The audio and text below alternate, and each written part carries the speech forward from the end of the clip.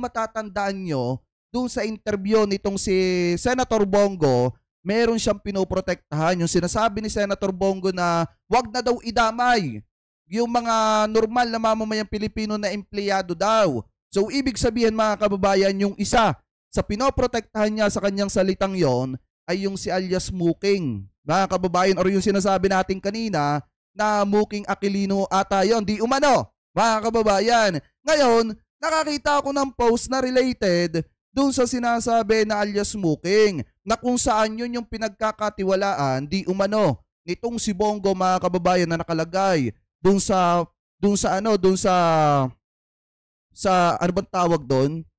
Doon sa graph, mga kababayan, na kung saan nandoon si Duterte, si Bato, si alias Muking, si Bongo, at etong si alias Muking. Ngayon mga kababayan, ito yung nakita nating post galing kay Roldan G.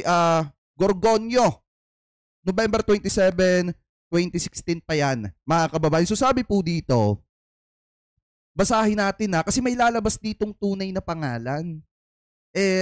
Eto, since naka-public na naman to, mga kababayan, hindi na po masasabing lumalabag tayo sa Data Privacy Act at hindi na rin po masasabing libelous po yan. Kasi yan naman po talaga, mga kababayan, ay naka-public na.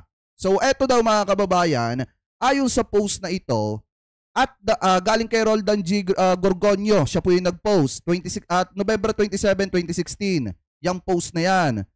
At the Palace, on the 25 of November, first at the Heroes Hall for the Freedom of Information Bill, presentation of the Executive Branch representing DA, or Department of Agriculture ata ito, mga kababayan. I had to learn how to make selfies with our national heroes. Second, I visited the adjacent building to perform another selfie with Miss, ito daw mga kababayan ha, Miss Ermina or Erminia Espino. Mga kababayan, yan yung pangalan.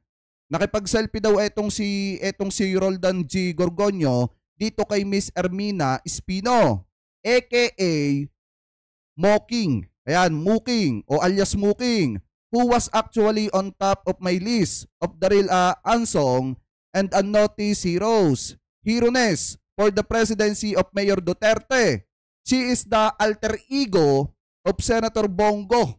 I think I first knew her more than anybody else, and her office as belong to the same Galda campus writings during college days, mga kababayan. So ngayon, hindi kaya, mga kababayan, yung pinoprotektahan ni Bato de la Rosa, kaya lagi niyang sinasabi doon sa kanyang interview, mga kababayan, na nakawawa naman yung mga taong madadamay, lalo na yung mga normal na empleyado, mga kababayan, ay dahil pinoprotektahan niya etong si Miss Ermina Espino aka Muking. Kasi nga, pag pinatawag to ng kamera, mga kababayan, yung si alias Muking Aquilino, mga kababayan, di umano, malaki ang tsansa na pagka ito na pressure katulad ni Garma, baka ikanta lalo etong si Bongo. Kaya ganun na lamang, mga kababayan, yung binibitawan ni Bongo na mga salita sa kanyang interview na makikita nyo naman talaga na sobrang defensive nitong si Bongo. Kasi natatakot siya, mga kababayan, di umano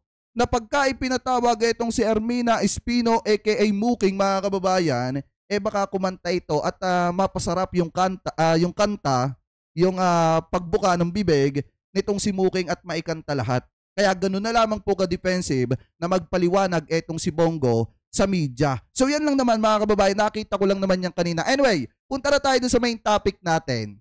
Yan. Kung makikita ninyo, mga kababayan, galing po ito sa Abante TNT Tunay na Tabladista. Sabi po kasi dito, eto daw pong COC or Certificate of Candidacy nitong si Digong, mga kababayan, ay pinakakansela na sa COMELEC. Sino yung nagpapakansela? Sino yung naglakas ng loob na ipakansela, mga kababayan, yung Certificate of Candidacy nitong si Digong? So basahin po natin, mga kababayan, kung anong dahilan kung bakit pinakakansela yung kanyang Certificate of Candidacy. So sabi po dito, mga kababayan, pinakakansela ng kilusang magbubukid ng Pilipinas, KMP, sa Commission on Election, COMELEC, ang Certificate of Candidacy, COC, ni dating Pangulong Rodrigo Duterte natatakbong mayor sa Davao City sa 2025 election. Sabi pa dito, ayon kay KMP, Chair at Senatorial Aspirant Danilo Ramos, siya po yung nagpapakansila. Dapat kansilahin ng COC ni Duterte dahil iniuugnay siya sa mga pagpatay sa drug war noong panahon ng kanyang pagkapangulo. So ngayon, yan yung dahilan. Isang mabigat na dahilan kung bakit ipinakakansila yung certificate of candidacy nitong si Digong. Kasi nga naman mga kababayan, may gana pang tumakbo sa kabila ng mga isyo na kinakaharap niya.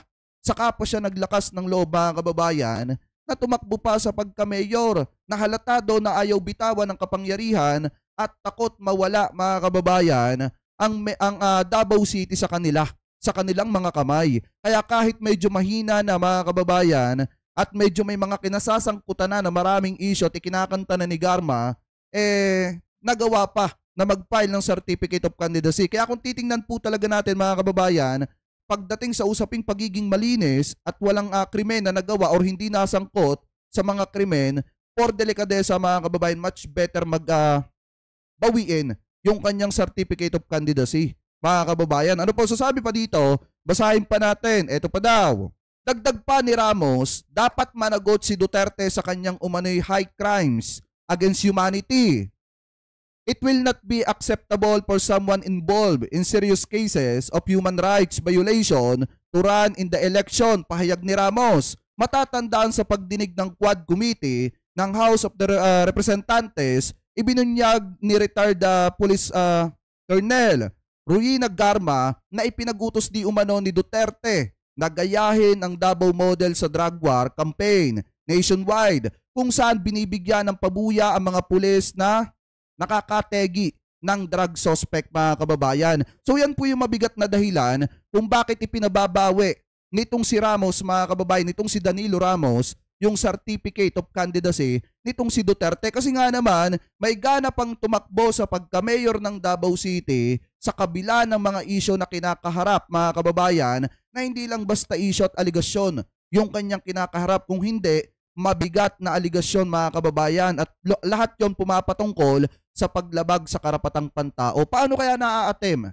mga kababayan nitong kampo nitong si Duterte na patakbuhin pa etong si Digong mga kababayan kahit medyo mahina na sa pagka-mayor sa kabila ng mga isyu na kinakaharap po nito. Kaya kung titingnan po talaga natin kung usaping kalinisan mga kababayan at malinis na hangarin sa kanya mga nasasakupan or posibleng sakupan niya mga kababayan at pamunuan niya, much better bawiin yung kanyang certificate of candidacy o wag na lang siyang tumakbo. Ganun lang kasimple mga kababayan. Ano po, kaya kung magtatagumpay dito, etong kilusang magbubukid na ipabawi sa Commission on Election yung certificate of candidacy mga kababayan nitong si Duterte, malaki ang posibilidad mga kababayan na madisqualified etong si dating Pangulong Duterte. Pero anyway, kayo mga kababayan, ano po ang komento nyo? Hingil po dyan.